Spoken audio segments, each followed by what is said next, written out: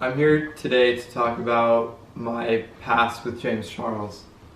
To start off, I've been anonymously mentioned in 2 separate videos, one being the Bye Sister Tati video, and the other being the Nikita Dragon X's video. But today I'm really only going to focus on the Tati video. So in Tati's video, she said she was disgusted by James' actions towards me, the waiter, in a restaurant in Seattle. So I'm about to tell my story, including all the details and direct messages between me and James.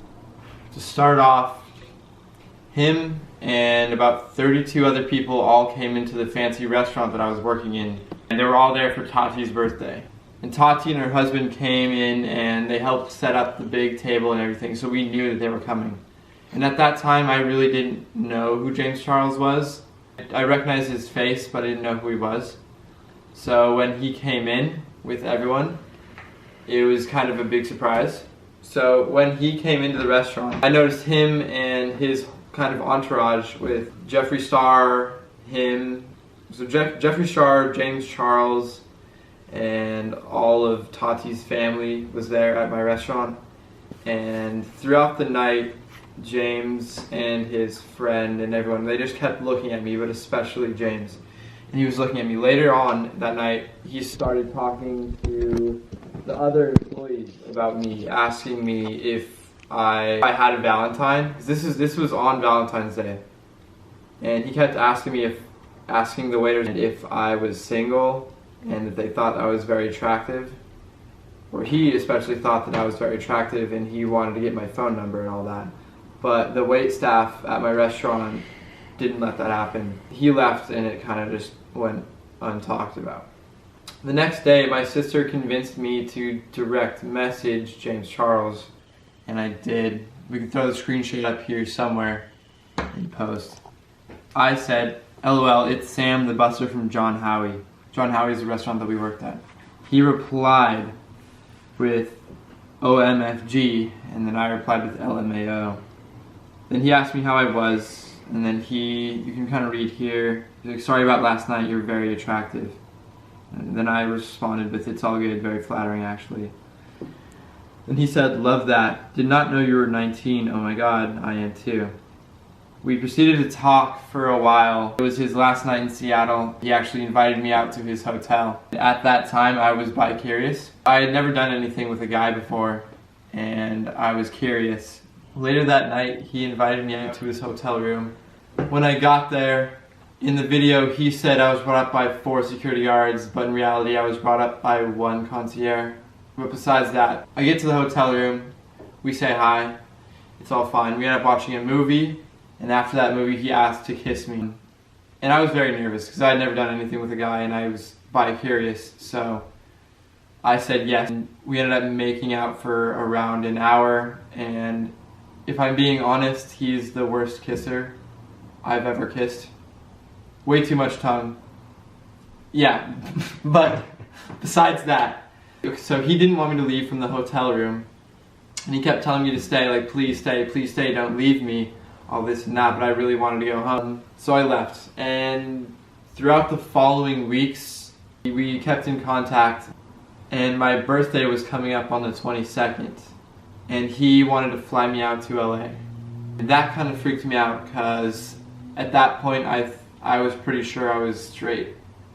So I told him in a long text message that I am straight, and that if he were to fly me out, I wouldn't think it was right if I wasn't attracted to him, but if he still wanted to fly me out as friends, I gave that as an option to him.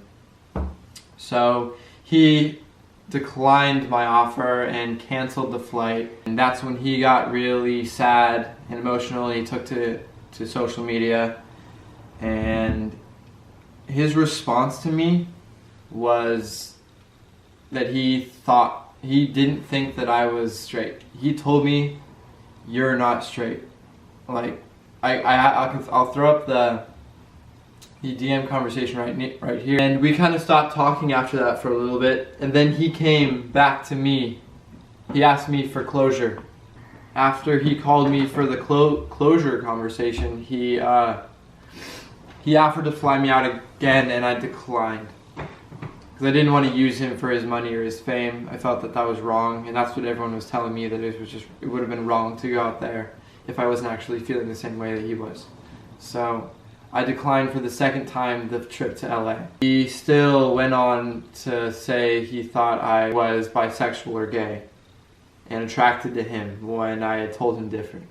That pretty much went on for a long time until we kind of ended it at, I'm legitimately not feeling anything, please stop talking to me, this and that. So in this screenshot, it shows him telling me how I felt, and luckily I screenshotted it because later on he went on to delete and unsend those messages, knowing he was in the wrong and he was guilty. So those messages in the live conversation aren't there anymore. Not only was he telling me how I felt, telling me that I was bisexual, but he was also at the same time talking to Gage. And I found this out after Gage released his video explaining his side of the story with James.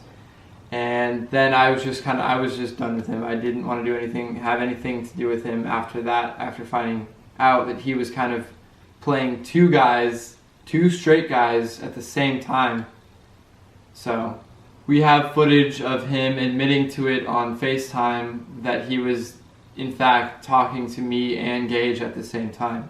Well, thank you for listening to my side of the story and to hear what I had to say about James Charles.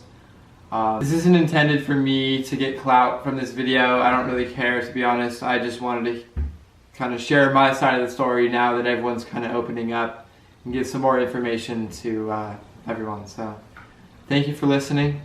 Yeah. This is Sam, and we're out.